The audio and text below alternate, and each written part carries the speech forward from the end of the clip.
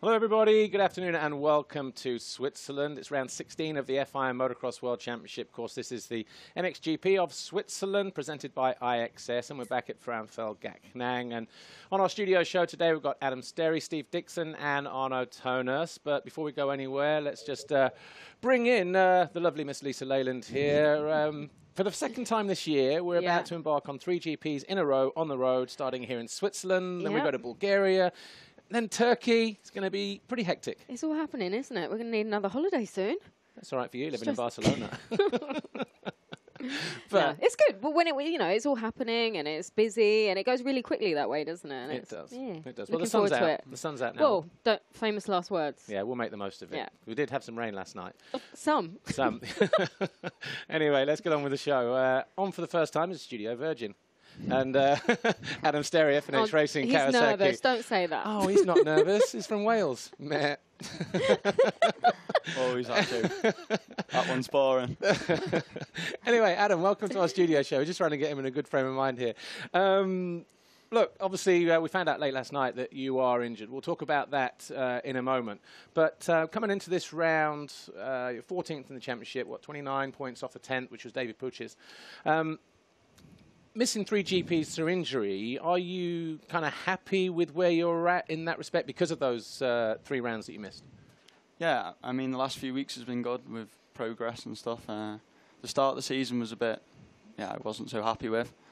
But we've made a few changes and the bike's improved a lot, and we was really making some good progress. And yeah, I was happy with where we was going, and I was happy to finish the last 5 GPs really strong. And then obviously I had this ankle problem. And obviously, is that the only injury that you've had this year then? And is that why you're out now, because of that same ankle injury? And what is it? Yeah, it's the same one. I torn a ligament in my the top part of my ankle, and I re-injured that practicing again in the week.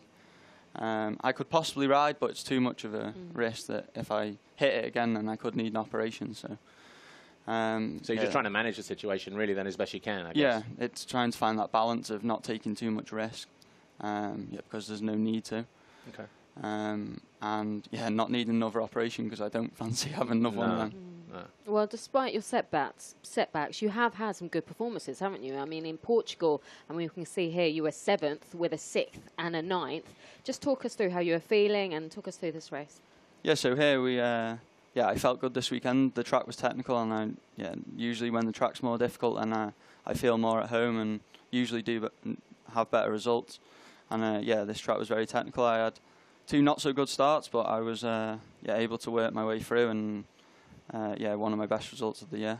Well, this result was prior to your injury, so I'm guessing you were feeling really good and hoping to build on this performance. Yeah, this was where I was looking to step up another level and push towards where I wanted to be, fighting for podiums. And unfortunately I got injured, but as we all know, that's motocross. Yeah. Obviously, I mean, the whole team looked pretty good that weekend. Jed got on the podium that weekend, I believe. Ruben was riding really well in qualifying until he had that slight tip-off at the end of pit lane. Yeah, just a small one. A small one. I think he would have qualified for the Spanish gymnastics team with that. Coming later on to the season then, I've known you for a number of years. I've known Richard Mike from RMJ Academy for a long time as well. I know you've been working with him. But recently you made a decision to base yourself in the Netherlands close to the team. Is that something that you maybe you're kind of reluctant to do with the relationship that you've got, or is it something that just kind of had to happen really because of where you are? Yeah, it was difficult to decide to start with. I never really wanted to move over there, but having been here now, I think it was the right decision. It's good to ride there. It's good to train there, and obviously, and now I'm training with Mark. That's good as well. Me and Rich never fell out or anything. It was his decision as well. And it's good that I have him still as my manager, and he's has enough respect and looks after me well enough to guide me in the right way. And we both made that decision that at this moment for my career, and to be close to the team for testing and riding, and that was the best thing to do, so that's what we went with. Yep. Well, it seems to be working. 5th in qualifying in Locket. You were 6th in Belgium before finishing 6th overall. So those decisions kind of all sort of fell into place, and you were getting the results. Yeah, it's working. We've we've been improving with Mark and the bike since I did the Dutch Championship and the Zwatercross as well. We've made big improvements, and yeah, we can see in the results that's working. And yeah, it's a shame about this because I was making more progress each weekend, and yeah, I was excited to keep going, and yeah, I could feel that getting close to the podium. So. Yeah. As a rider, are you more of a sand rider as opposed to a hard pack rider? Is that what you favour? Because it's not an easy place to go to, is it, Lomo? And you look solid all weekend. You have a second in time training on Saturday before the qualifying race?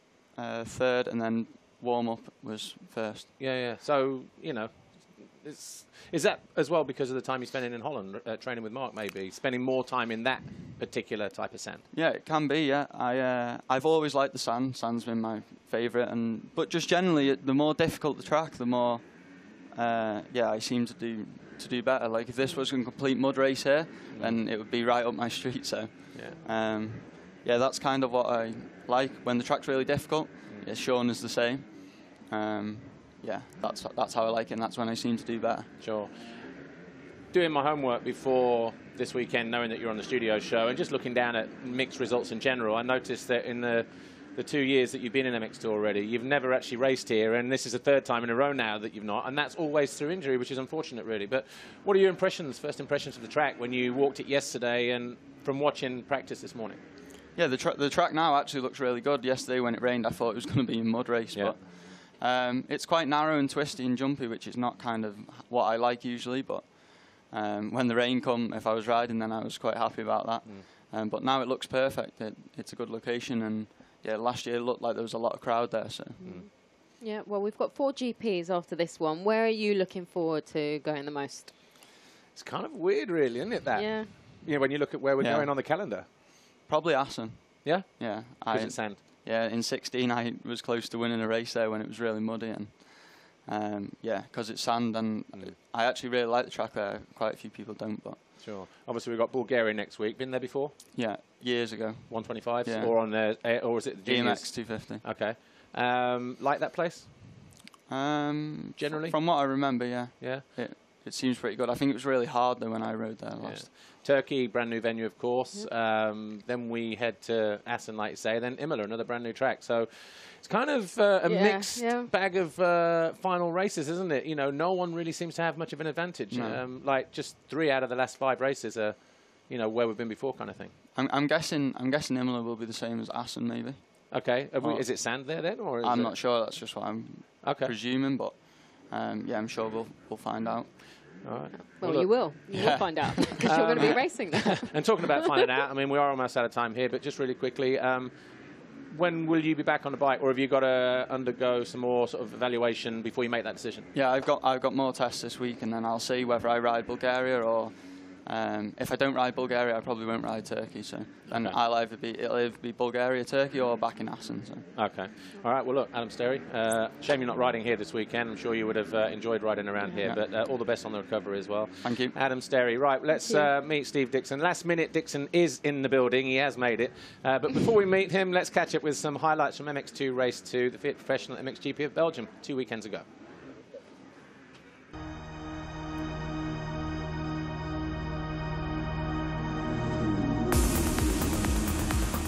As the gate dropped for MX2 Race 2, Brent Van Donnen got caught behind the gate, but all bets were off in terms of the foxhole shot because that man again, Prado, this time with foxhole shot number 19.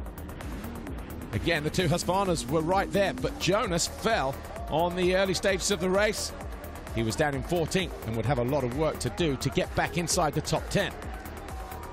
Muse and Geertz were at it again as well. They challenged for 5th, but then Valandren went down and that handed 4th to the Yamaha rider.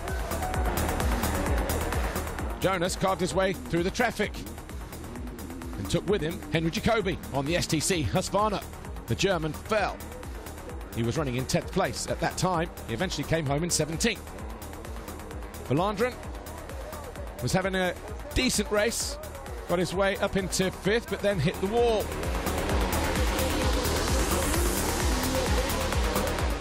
Behind him, Watson, Muse, all started to gang up in the second half of the race. Watson just having an off weekend on his Khmer Yamaha. Did eventually find his way past the number 10 though, on a charge that took him to 5th place by the time the checkered flag fell. Vlaanderen eventually came home in 7th as he was caught and passed by Jonas and Muse in the closing stages of the race. The tough, treacherous conditions were more than a match for the riders here this weekend. Jonas made that move to get himself into 6th in the closing stages. Jargo Geerts was having a fantastic ride in front of his home fans.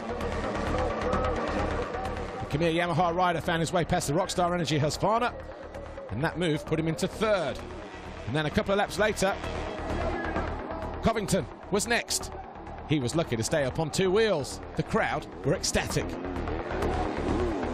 Geerts was now in 2nd, but Prado was just too far ahead for the Belgian to do anything about the Spaniard, who was in a class of his own here in the deep sand of Lommel.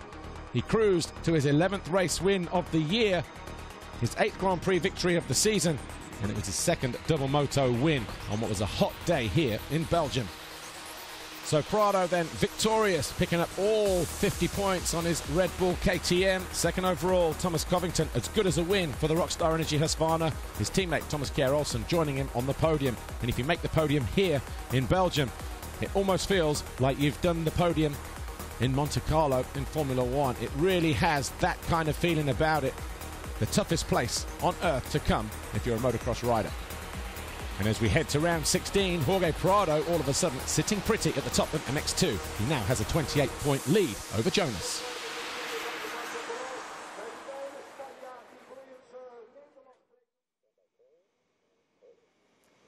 Well, that was 2 weeks ago in the deep sands of Lommel in Belgium, but now we're back here on a relatively much harder surface in Switzerland at Frauenfeld-Gachnang, and Steve Dixon, team manager, team owner from Bike at DRT Kawasaki joins us.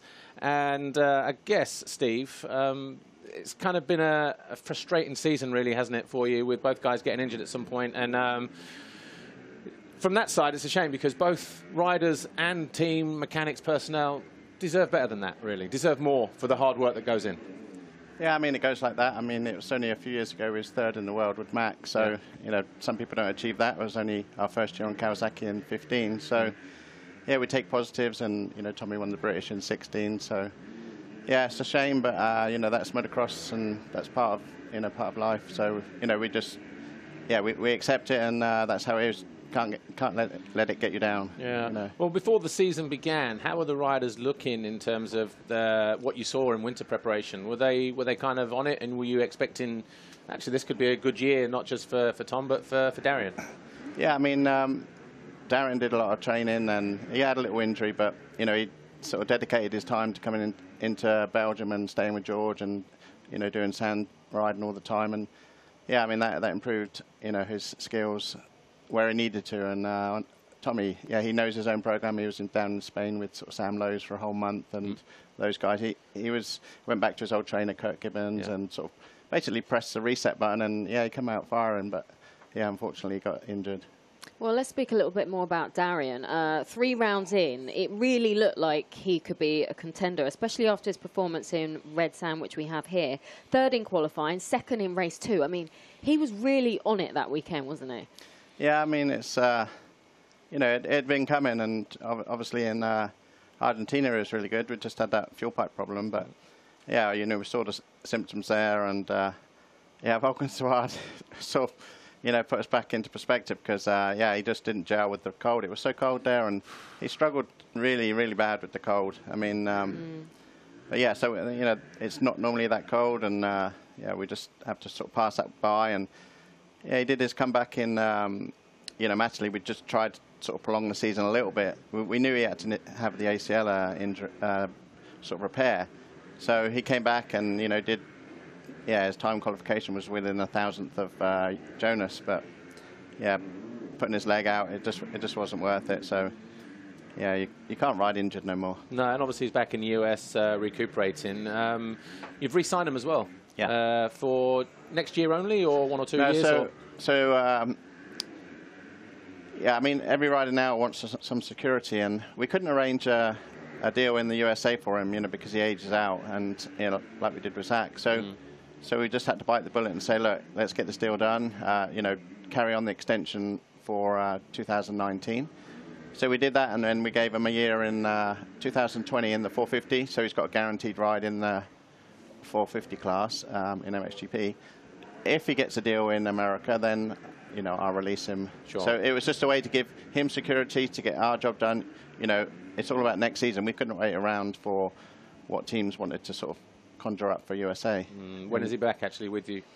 So we go over there in November when he starts riding for a couple of weeks, and then he'll come back here for winter training. Okay. Okay, well, what about Tommy?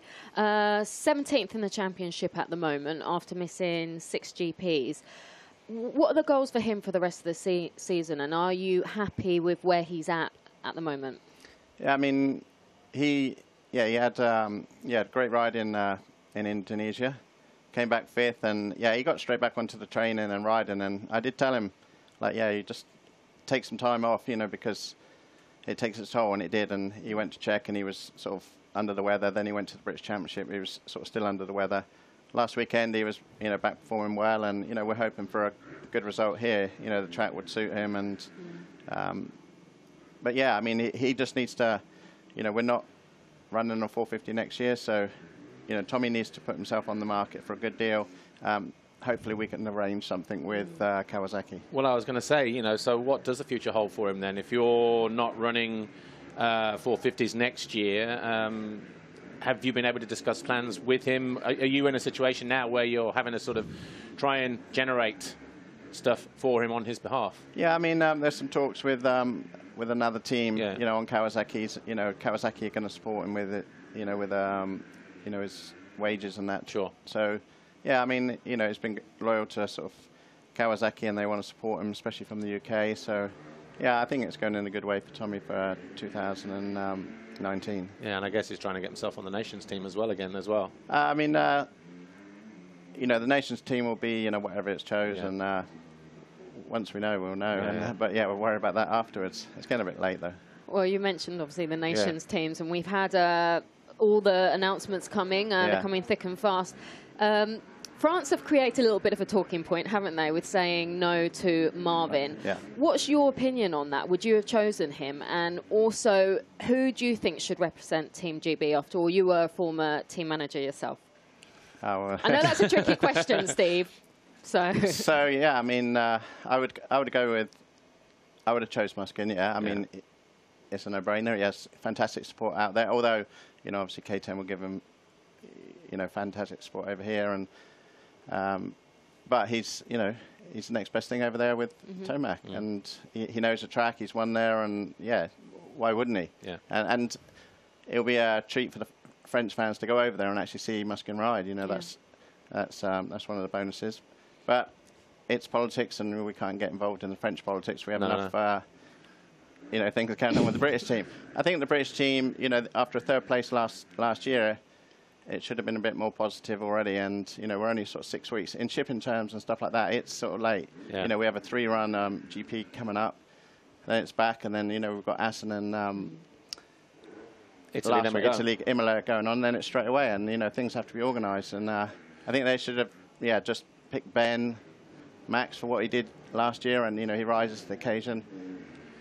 And then after that, I would say Tommy, not just because he's on our team, just because he performs well at that event. And last year it was a bit of a shame, really. He didn't really tell anyone, and nor even me, that he had a broken tibia, and so he couldn't put his leg out in the corners, and that was and so everyone sort of did him on social media, but he's bigger than that. I mean.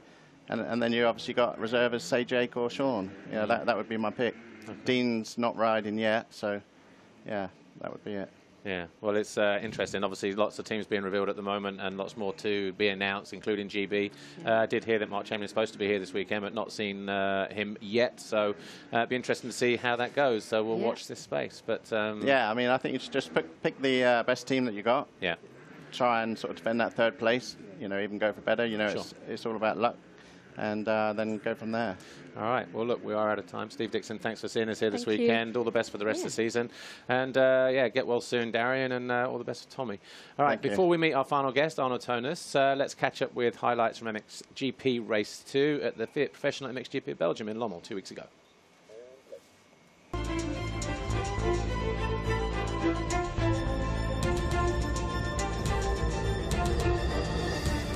as the gate dropped for race 2 and the temperatures continued to soar. A little bit of bar banging between Valentin Guillot and Tommy Searle. Jeffrey Hurlings didn't make as good a jump as he did in race 1, but he held a nice tight line. But it was his teammate, Glenn Koldenoff, with his first foxhole shot of the year, his first since a foxhole shot double in Argentina, round 3 in 2017. Cairoli was in 5th, ahead of him, Hurlings, Geiser and Anstey. By about turn 4, though, Hurlings was into 2nd and going after his teammate Koldenoff.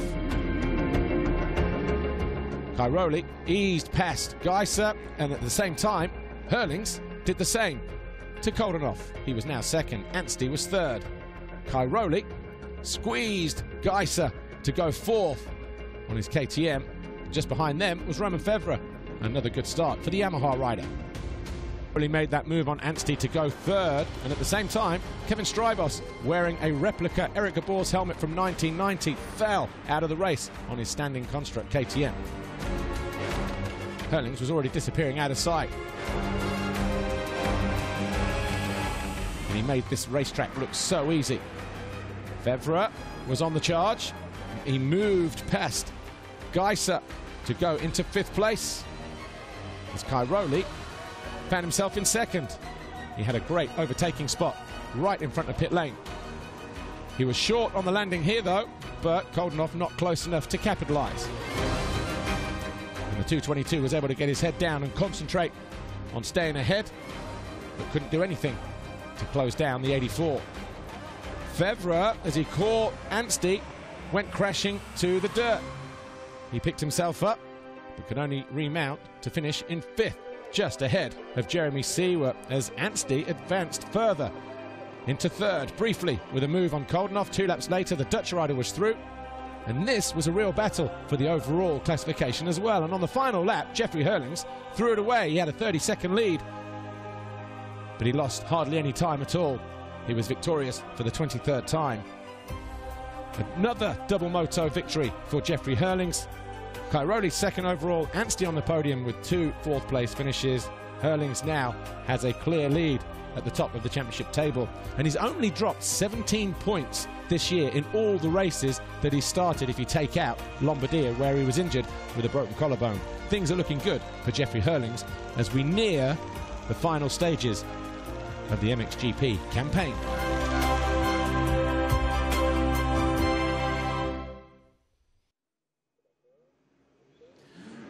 Good afternoon, everybody. Welcome back to our final part on the studio show here this weekend in Switzerland. I'm pleased to say our final guest has joined us now, Arno Tonas from Wilvo Yamaha. And Arno, great to see you. I know you've been playing a bit of hide and seek this year because obviously before the first GP of the year, injury took you out. I guess you've got to be the most frustrated person in the paddock, especially being here this weekend. Yeah, it's very special to be at home here and not being able to ride. I mean, it was tough the whole season, but I definitely felt something when I arrived here. I was like, this is going to be a tough weekend. So that's how it is. You got to deal with it and just be ready for next year. So what was the injury, and give us a quick update.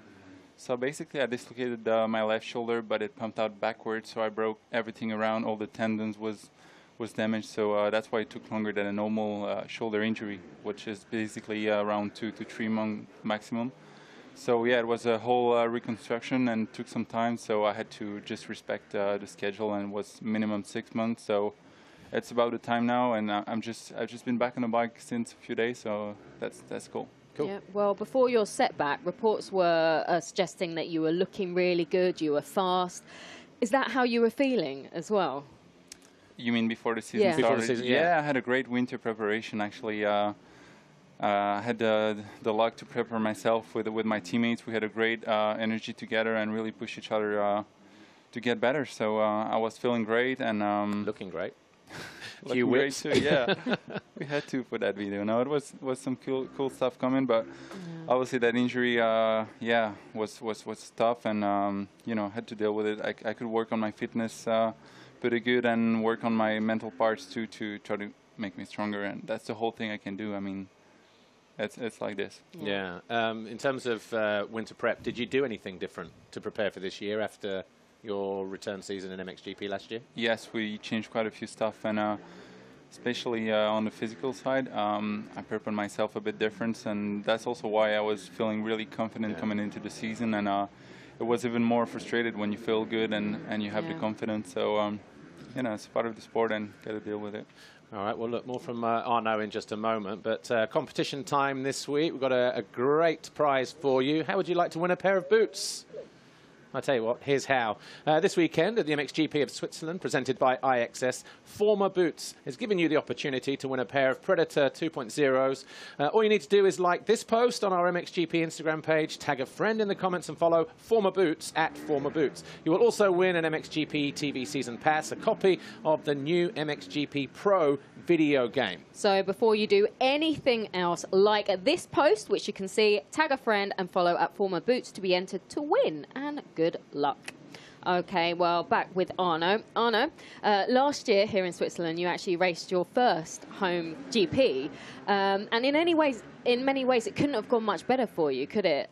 We've got a clip here. What can you remember about this race win we're about to see now, and how was it emotionally for you? It was very special. I mean, like you said, it was my first home GP, and it seems like everything clicked. I mean, I had a few tough races before that one, and came in there like full of confidence because, I don't know, it's just home and you feel a special energy, and got the whole shot, which was the only one of the years. So from there I was like, okay, hold on a few laps, and then every lap was like, fuck, it's coming closer and closer, and yeah, it felt like super long, but final lap here. Yeah, well, it was such a great memory, and the crowd I could hear the crowd all around the track, which it's pretty special here because, I mean, the way they fixed the public stands there, you can really hear it.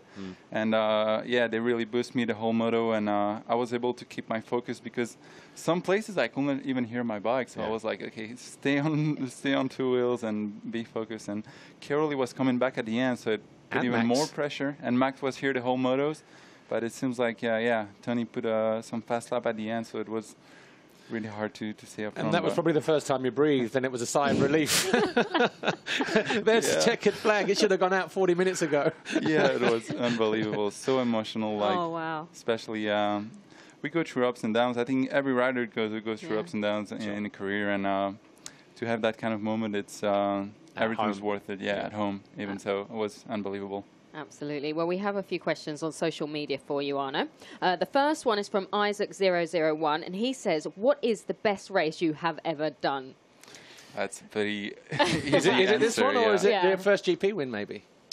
First GP was also something special. I came after my leg injury, and also there I had the red plate. I mean, I didn't really realize what happened because I was not aware that I was able to get that red plate after the win, so everything was also pretty special there, but definitely the moto win in Switzerland was on top of that. Yeah, also on MXGP class, you know, it's the highest level in the world. So it was a moment that even now it's hard to describe. I just landed from the table there, and it seems like it was I forgot everything till that moment, till the podium. I was like completely in another world. Amazing. So it was very special. Amazing. Okay. We have another question. Gabis StepKit1 says, what is your favorite bike and why?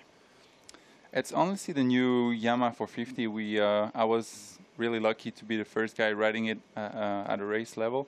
So I could really build that bike up, and I just straight away felt great on it. I have a lot of fun, and they made a big step from the whole bike, and I just enjoy riding it, and I think the Yamaha guys also was trusting me to bring that product up. So I was also really proud to win that moto on the new bike. It was special for those guys because it was not so far from a original bike. You know, we had only probably a month to make it ready for the race, so we didn't change so much, just a few stuff, and being able to race with a bike like that was really cool. Okay, and finally we have Roman34T, and he says, how often do you need to practice, and why did you get into motocross racing?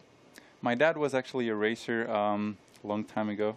I'm not sure how long, but he had also a long career, like he rode during 20 years. So I'm pretty much born on the track, and it was funny because when I was a baby, the only time I could sleep it was when the bike were on. So like I was just really used to that sound all the time, and it seems like, you know, I was going to every races, and I started I think at 4 years old, and since then I've been I've just been. I was lucky that my dad was racing because he could really help me on making myself better. We traveled all around Europe to find good competitions because in Switzerland the sport was pretty small, so we had to move all around, and that really helped me out for the rest of my career.